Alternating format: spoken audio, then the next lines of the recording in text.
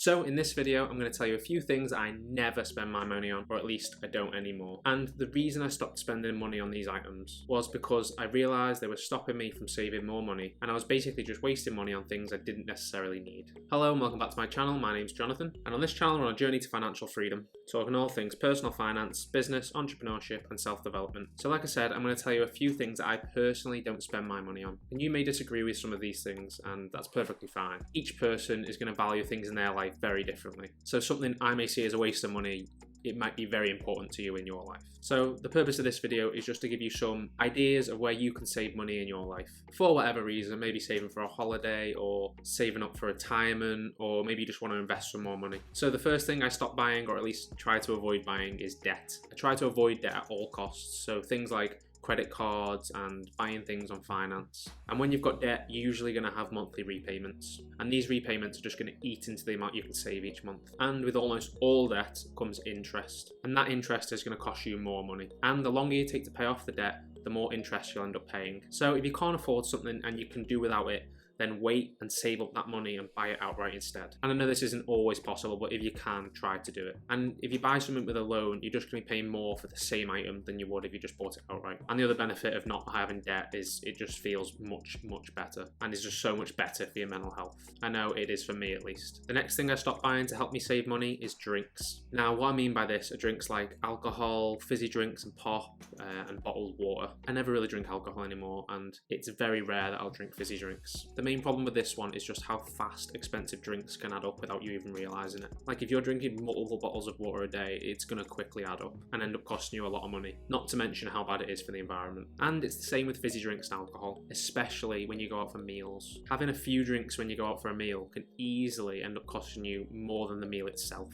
So I pretty much just stopped buying drinks altogether. And if you are a bottled water drinker and you don't want to drink straight from the tap, then just buy a decent water filter instead, and that will save you a lot of money in the long run. It just makes more sense. Like, you can save a lot of money and it's better for the environment. But if you're like me and you find water a bit boring, then what I do is just buy like a double strength squash from the supermarket, which you just add a couple of drops of some water to make it a bit less boring, and it ends up costing me like a penny for a glass of squash. The next thing I've stopped wasting my money on is clothes. Now I'm very much a minimalist when it comes to clothes, and I feel like the main problem everyone has to overcome with trying to save money on clothes is their ego. So once you've got rid of that, it's very easy to save money on your clothing costs. I feel like it's becoming more and more normal to spend hundreds and hundreds of pounds on a single item of clothing, which to me is just insane. Like, I see so many people now like walking on the street who are wearing jackets which cost like over £1,000 or more. So I save money on clothes a few ways. The first one is by only buying what I need. Like, before you go and buy a new coat, for example, ask yourself whether you really need a new coat. Like, what's really wrong with the one you've got? And if there is something wrong with it, then can it be economically repaired?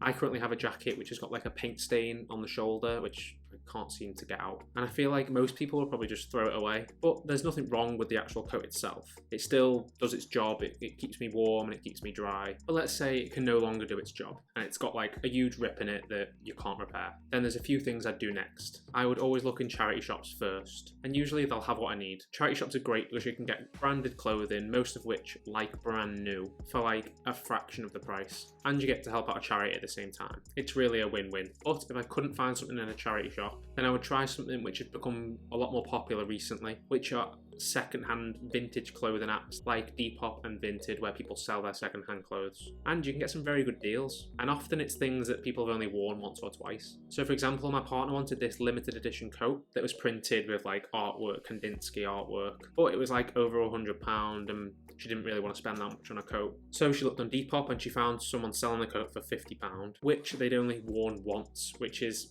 50% off for a brand new limited edition coat. So if I couldn't find what I needed secondhand in a charity shop or online, then what I'd try and do is probably try and find the best deal that I could and shop the sales where I can, where you can often find things a lot cheaper than the retail price. And this leads me nicely onto the next thing I wanted to talk about, and that's avoiding sales. Now I know what you're going to say. I just told you to use the sales. So what I really mean is be careful with sales, because quite often they're a massive marketing lie just to get you to buy things. So often things in sales are not any cheaper than they already were. So for example, you'll see things that say like 50% off, but that 50% off is off the RRP, which most things aren't sold at anyway. So what I'm trying to say is just be clever and don't let the marketing trick you into thinking you're getting a great deal when you're probably not. Another problem with sales is that I often hear people say things like, oh, I had to get this because because it was such a good deal, but they didn't really need it anyway. So they may say, yeah, but it was 50% off, so I saved £100. But I would say you've just lost £100 because you wouldn't have bought it if it wasn't for the sale. Like, if you've got £100 less than you did yesterday, then you've not really saved. At least that's how I see it. Another thing you can do to reduce the temptation of sales is by unsubscribing to emails from companies who send a lot of sales emails. Doing that is just going to reduce that temptation to make a sale purchase that you don't really need. This goes for vouchers like grocery vouchers as well. Like if you've got a buy one get one free for, I don't know, a packet of biscuits, but you weren't going to buy those biscuits anyway, then you aren't going to be saving any money. So just be careful that when you're buying sale items that you're actually going to be buying that item anyway. Now everyone knows that eating out at restaurants can be expensive, but this next one is a real silent killer that can really add up and cost a lot of people a lot of money, and that's food delivery. So buying food for delivery on things like Deliveroo, Just Eat, Uber Eats. I used to be pretty bad for getting food deliveries, but now it's very rare that I order food for delivery because I realise just how much you're spending each month on it. And the problem with these delivery platforms is food will end up costing you a lot more than what it's worth. And there are a few reasons for this. The first one is because the restaurants have to up their prices on every dish because the delivery companies are taking at least 30% of the whole order value. I actually own a restaurant, and for us to make any money on these delivery platforms, we have to up the prices. And then on top of this, you have delivery fees, the service charge, and then you may want to tip the rider. But then after all that, you're often paying double the price. Like a burger in a restaurant may cost you £10,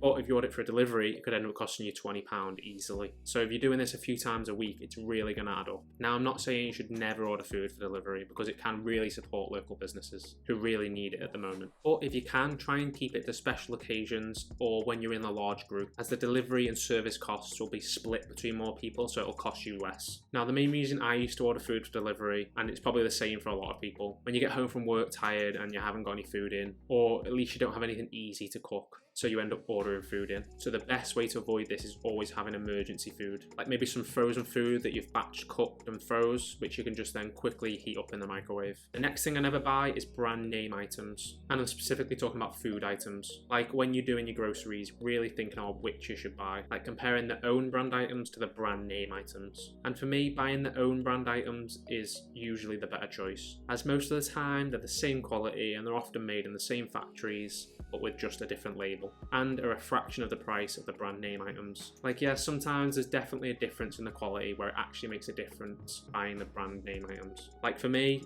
it has to be Heinz, and I just can't stand any other ketchup. But for things like rice and bread and oats, for example, you're probably not going to be able to tell the difference, but your bank balance at the end of the month will definitely be able to tell the difference. And if you're not sure about the own brand items, just give them a try. What have you got to lose? You can always go back to the brand item afterwards, but often you'll find there really isn't much difference except in the price. Now, the next thing I've stopped buying is books. Now, I'm definitely not saying stop reading, but I have stopped buying physical books. Reading is an amazing investment in yourself, so I really don't want you to think that I'm saying stop reading. But on average, books will usually cost maybe around £12. So if you're the type that reads a book a week or maybe a few a month, then that's really going to add up. So what I do now is use subscription services like Amazon Unlimited for the Kindle. So I just use my Kindle that's just here, and it ends up being a lot cheaper, especially if you're the type to read a few books a month. Or you can listen to audiobooks on Audible, which is great when you can't use your hands, like when you're driving or walking somewhere and you can just passively listen. And I do have a link in the description for a 30-day free trial if you're interested in Audible. But I know a lot of people, and I do get it, who just really love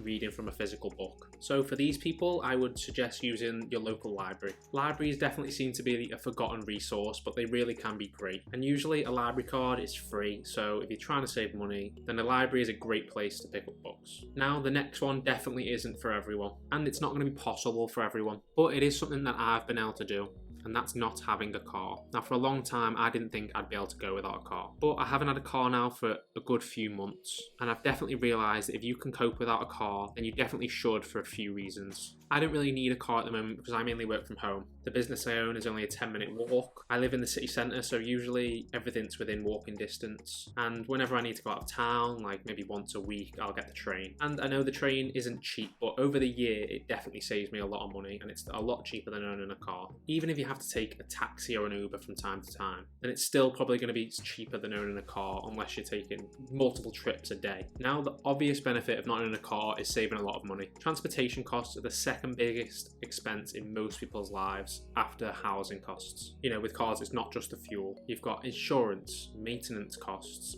tax. So it will definitely save you a lot of money if you can go without one. So if you're really trying to cut back, then really think about if you could live without a car. But there are other benefits that I hadn't thought of too, like reduced stress. Like in the past, I would be having a great morning, then I would drive to work, and by the time I got to work, my stress levels would be through the roof. So I have noticed that I'm a lot calmer now that I don't drive. The other benefit is for the environment. Not owning a car is going to massively reduce your carbon footprint. So not owning a car has many benefits, so it's definitely something you want to think about in your life if possible. And that's it for today's video. If you've got anything that you've stopped buying that helps you save money, then let me know what they are in the comments, as I'm always looking for new ways to save money. And if you found some value in this video, then please drop me a like down below. And if you want to see more content like this, then don't forget to subscribe. Thank you so much for watching, and goodbye for now.